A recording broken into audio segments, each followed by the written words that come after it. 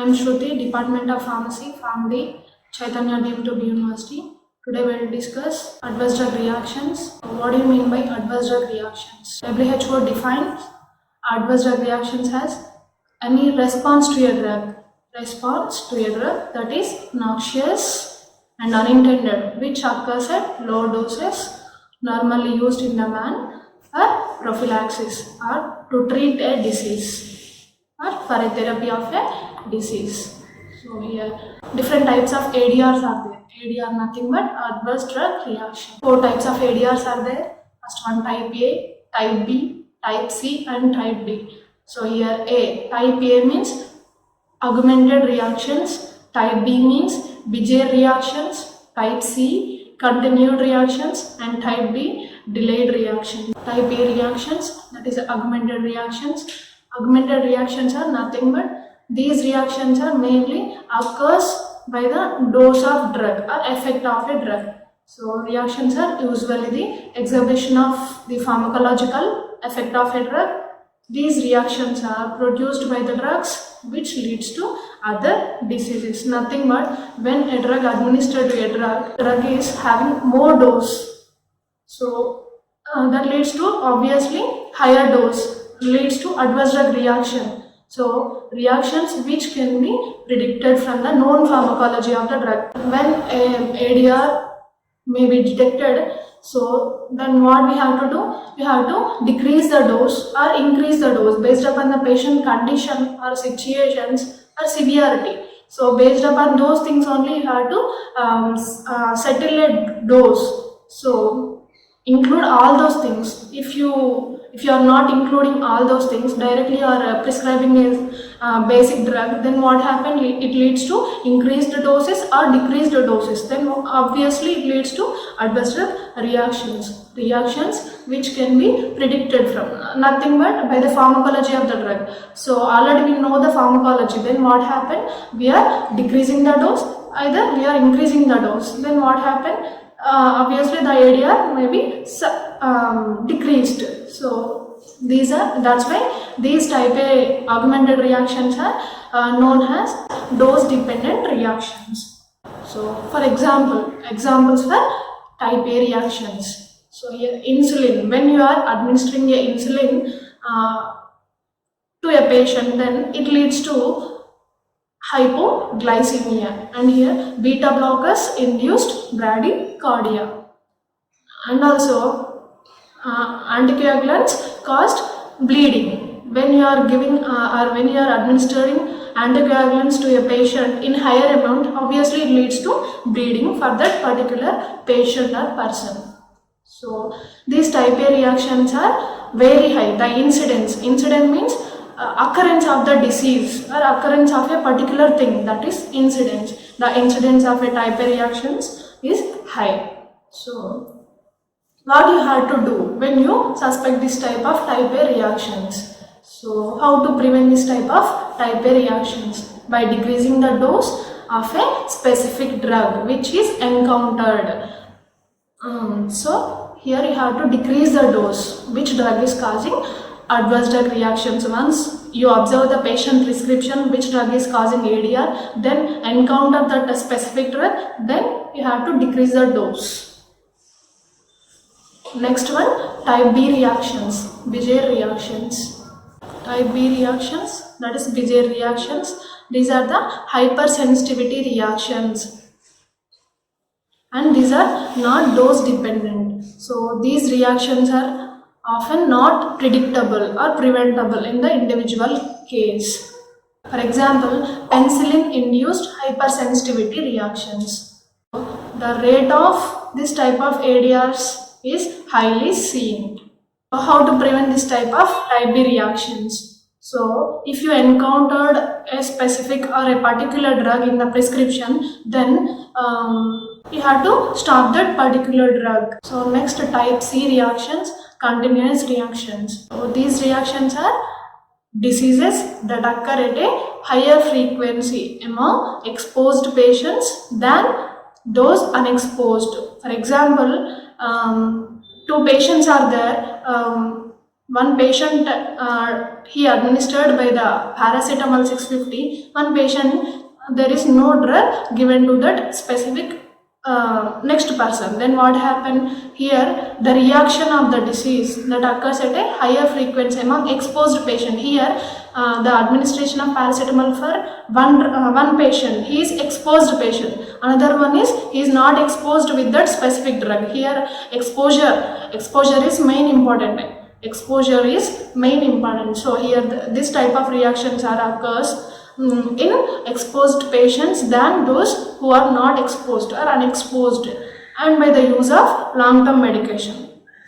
So continuous reactions also caused by the long-term usage of medication. For example, diabetes patients, they are using continuously, they are using the medication continuously, or hypertension patients. So all this type of patients are take care for their doses of drugs. So here example of type C continuous reaction, paracetamol leads to hepatotoxicity. So, and also higher frequency of cardiovascular events among patients who are exposed to COX-2 inhibitors compared with unexposed patients, unexposed person. So how you are preventing, how you have to prevent this type of continuous reactions? Here use the lowest dose, and for the shortest duration.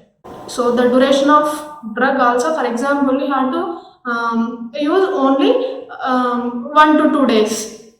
So avoid longer duration of the drugs, or you have to use the drugs alternate days.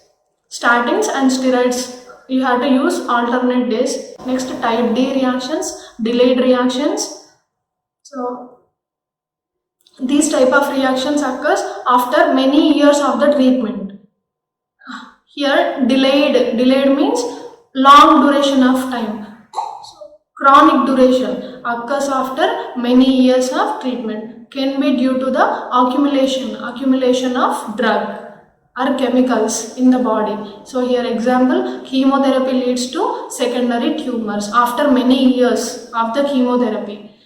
Next example, phenytoin during pregnancy leads to teratogenic effect. Teratogenic effect means nothing but ADRs, like that way. For example, when you are taking the phenytoin, or when you are administering the phenytoin to a pregnant woman, it leads to teratogenic effects to the fetus. So avoid unnecessary usage of drugs. Why? Because after administering the phenytoin to a pregnant woman, after his delivery, then the baby affected by this or by that specific drug, phenytoin. So that's why avoid unnecessary usage of drugs. Next example, adenocarcinoma by diethyl stilbestrol. So these are the examples for delayed reactions, type D reactions. So these delayed reactions occurs after many years of the treatment. Next, how to prevent prevention of delayed reactions, type D reactions. Use drugs only it is absolutely indicated, or use the drugs whenever necessary. Avoid unnecessary usage of drug. Whenever it is compulsory for your present problem, or for the patient present problem, then only have to use. Otherwise avoid unnecessary usage of that particular drugs. These are the type D reactions. So here classifications of ADRs depending on the severity. So here minor, moderate and severe and lethal ADRs. Minor ADRs. Here minor ADRs.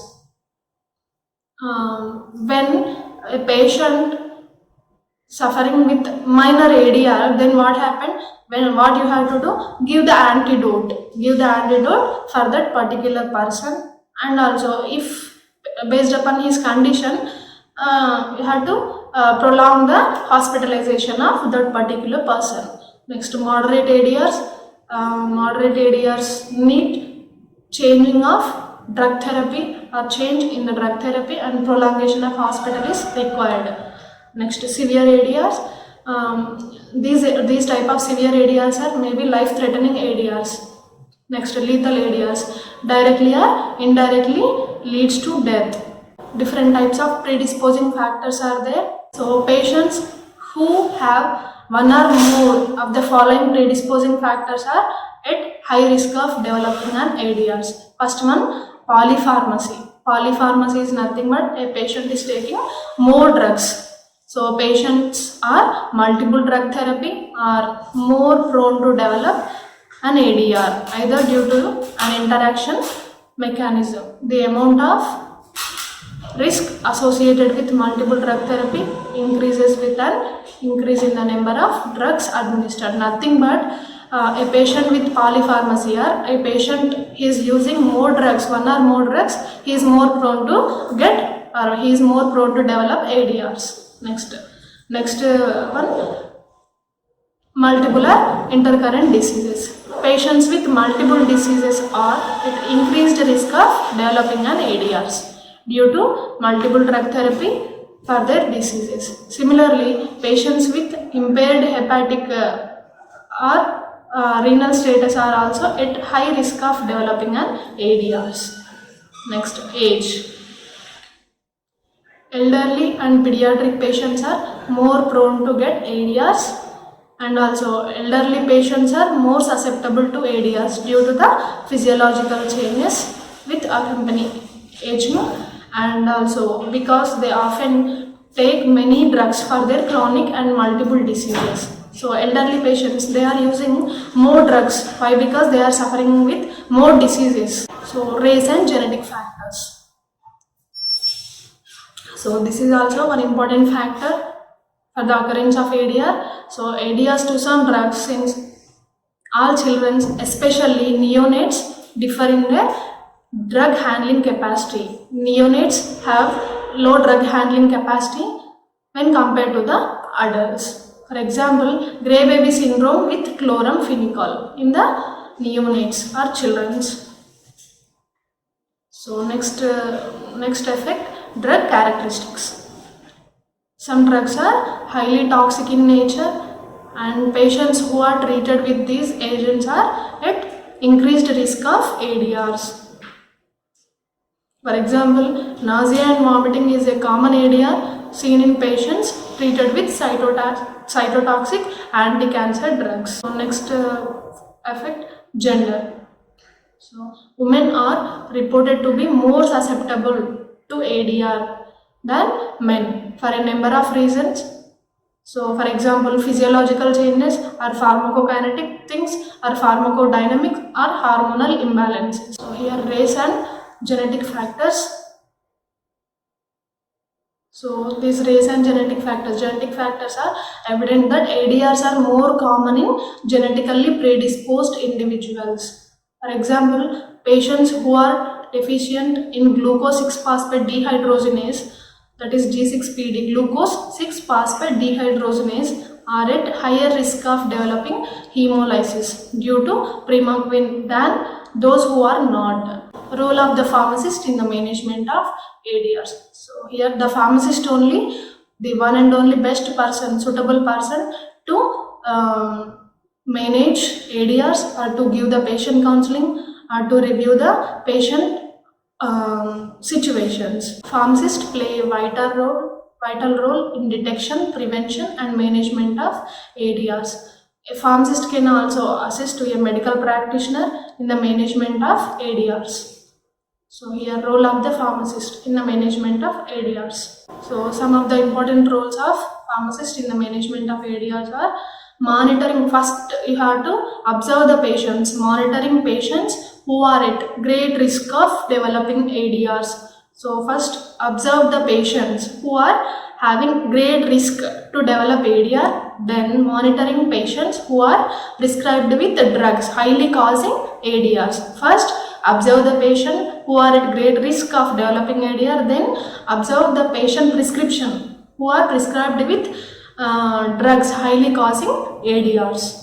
Assessing and documenting the patient's previous allergic status. For example, if a patient is allergic to some particular drugs, so some patients have this type of data. So before you have to manage, take the information from the prescription, then you have to assess and document if a patient have any allergic reaction, you have to document that previous allergic status also. Next, assessing the patient's drug therapy for its appropriateness. If the given drug therapy is using appropriately or not, you have to observe that thing also. Next, assessing possible drug interactions in multiple therapies.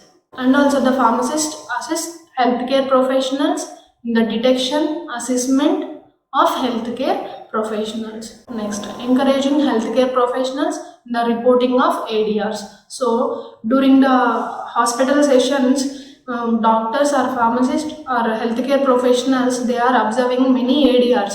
Then what you have to do, you have to report them. Why? Because you have to report the ADRs and publish them in the journals. Then what happened? They are very useful for future generations. When they are searching for a specific ADR, then they get the information regarding previous allergies. That's why you have to report those particular ADRs. So the pharmacist encourage the healthcare professionals for reporting of ADRs. Next, documentation of suspected report for future references. Next, follow-up of patients to assess the outcome of the relationship and management. So, obtaining feedback about the reported reactions. If a particular ADR reported, then what happened? You are treating the patient for that particular ADR. How you are treating? You are decreasing the dose or you are increasing the dose, whatever it is. So, after treatment, after this session, you have to report, you have to take the feedback about the reported reactions. Next, educate the healthcare professionals about the importance of reporting of an ADR. Next, compulsory have to educate the patients, educating of patients. So, creating awareness, pharmacist only, you have to create awareness about ADRs among healthcare professionals and patients and public. So, preparation and utilization of promotional materials, like you have to prepare charts or you have to publish that particular ADRs in the journals, and so you have to prepare some materials, promotional materials to prevent ADRs. Next, communication with other healthcare professionals such as nurses and community pharmacists. So, share your experience regarding ADRs, share your reported reactions with nurses or healthcare professionals or community pharmacists to create awareness among them, among ADRs. Next, presentation of reports in meetings and conferences. So, after reporting ADRs, what you have to do? You have to report them for future references. Then you have to present them in the meetings and conferences. Presentation of reports. So, with the help of presentations, all are gaining regarding that particular ADRs. So, that's why you have to present your fresh or newly invented ADRs. Next, conduct workshops, seminars and conferences on ADRs for healthcare professionals. So, for example, if you detected some fresh new ADR, then what you have to do? You have to conduct workshop or seminars for healthcare professionals to discuss about this particular ADRs. So, by day to day, you have to update healthcare professionals or nurses or clinical pharmacists or community pharmacists regarding the freshly invented ADRs to avoid adverse drug reactions. Finally, report should be published in journals for future references. These are the roles and responsibilities of clinical pharmacists to prevent adverse drug reactions. So, next session we will discuss another topic. Thank you.